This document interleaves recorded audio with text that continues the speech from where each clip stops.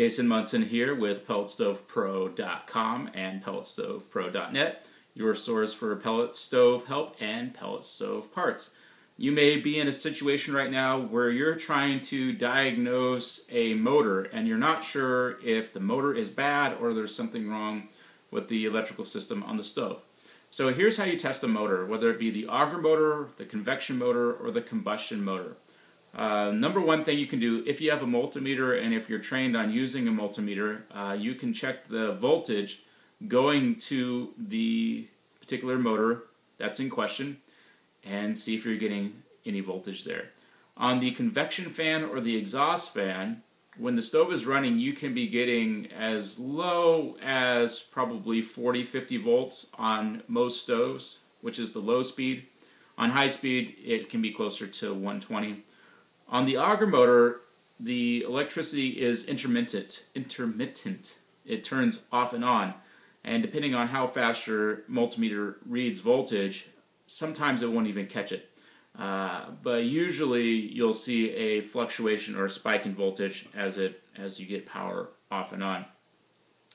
So that's if you have a multimeter. But if you don't have a multimeter and you want to do a simple test, you can take a electrical cord, something even like this. You can find an old one, from an old product or a lamp, and you can cut off this end and you can wire it up to the motor that you're looking to test.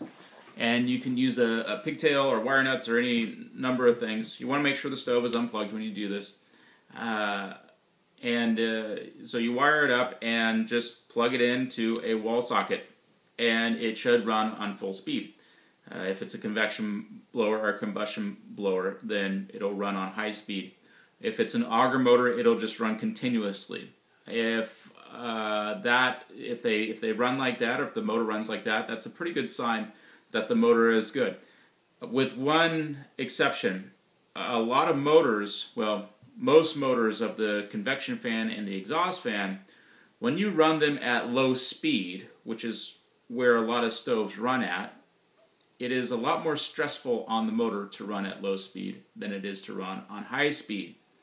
So you can sometimes plug in the motor, have it work at high speed. However, when the problem that you're having is when it's running at low speed.